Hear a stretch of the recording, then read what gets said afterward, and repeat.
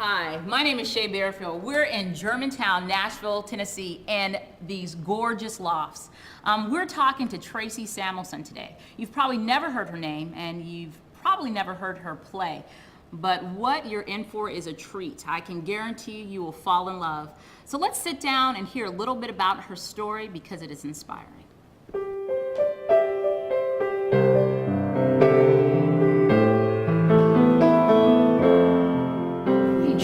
Thanks so much for meeting with me today. Did you always want to be a singer? Did you always want to do this? Mm-hmm. Yeah. Always. When I sang in front, I was in front of the church, of course, and I sang in front of that many people. I had sung Amazing Grace a couple times, and people would be very moved by it, and that was when I went, I do have a little something. Yeah. You know, and I enjoyed it, and then I wanted to give it to everybody. I wanted to sing whenever I could, in front of whoever I could, whenever I could. What keeps you dreaming? Every day I wake up, I know that I can play and sing and I can move people when I do it. And if you took it away from me, I'd just be a walking empty shell, I think. So there's no plan B? No. Love it. Love that there is no plan B. No. But he told me I'm free to go.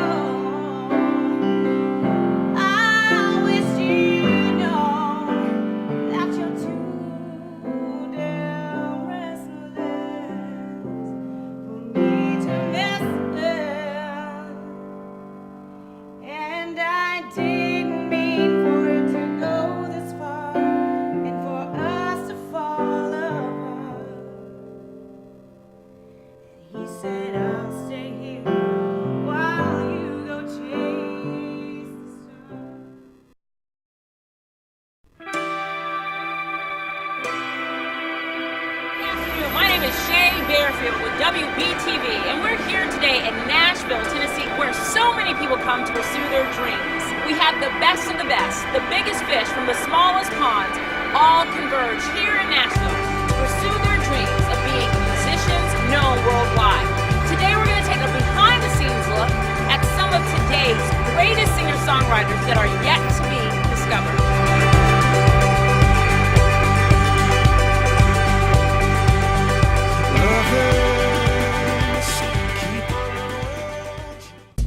Good day, this is Barefield reporting live with WBTV. I'm interviewing the lovely Jennifer Schott, who is a musician, a singer-songwriter here in Nashville, Tennessee. Jennifer, thank you so much for doing this with me. Thank you for having me. Do you feel like this is something that you were naturally gifted with, or did you have to learn how to be a musician? Like, how old were you when you wrote your first song? Well, I think my parents say I was 2.5. It was like a 3-line song, but I actually have it on a recording, and I always thought it was something that they had Told you. taught me, but they said I made it up. I don't know, but no, I'm sure they're not lying. Yeah, I was probably in high school when I first wrote my first real song. I think I wrote Jingles when I was a little bit younger, but I grew up playing the piano and flute, and my dad was a woodwinds professor. He taught clarinet, saxophone, and flute. That was my next question. Yeah. Like, did you come from a family of musicians? Yes. Okay. Dad and mom is a flutist, and every summer they would be in the orchestra pit for the musical theater, the community or university. So the answer theater. is it is in her blood. And my grandfather as well. On my mom's side is actually, he was a violinist, and he actually played with the CBS Orchestra. This is fantastic. On the Ed Sullivan Show and all sorts of things. So it's been in the family, but of course this is a little bit of a different angle. Yeah. But my parents were so supportive when I decided to make it. This is your DNA. That's all she did. Yeah, it was meant to be. Isn't that life? Isn't it right when you can't see the light at the end of the tunnel? Think you're in trouble, then the sun comes bursting through. Isn't it good when you can look at the steps that you took and it all worked out just right? Isn't that life? Oh, Do you remember the first time you heard one of your songs performed by somebody well known? Yes. Take us to that moment and tell us what song it was. Yes, it was a song called Feel My Way to You, and I was in LA with a friend driving down the street, and we turned the radio on and the song came on. Are you kidding me? And we just screamed. We were like, oh my gosh. It was just a really, we celebrated. We stopped and had a moment to just celebrate because it was really the coolest thing. And especially even being outside of my own town. Yes. Being in LA and turn on the radio and there it is. I mean, So it was big time. It was really, really cool.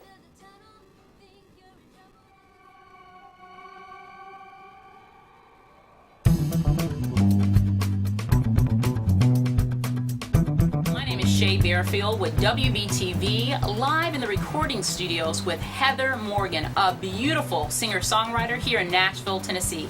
Heather, thank you so much for being with us today. Very well. Largely what you guys do, it seems to live in the intangible world. It lives in ether. So when you hear someone's voice laying down something that you created out of your own soul, from your own thoughts and your emotions, I mean, that must be just majestic, seriously. It really is. I feel you on that. It really is, and it's just amazing to hear somebody, to think how they connect with it, that it spoke large enough to get their attention enough where something in them said, I have to have that song. There's a man on his phone, sounds like he's talking to his wife. Then a young man smiles at me and asks for the time.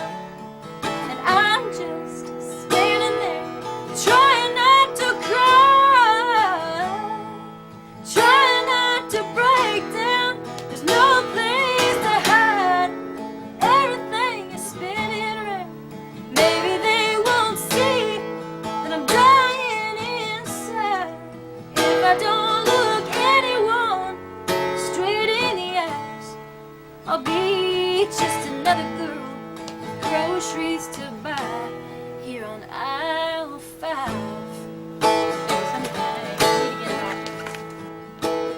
I reach for the syrup, my heart just fills up with the pain I haven't chased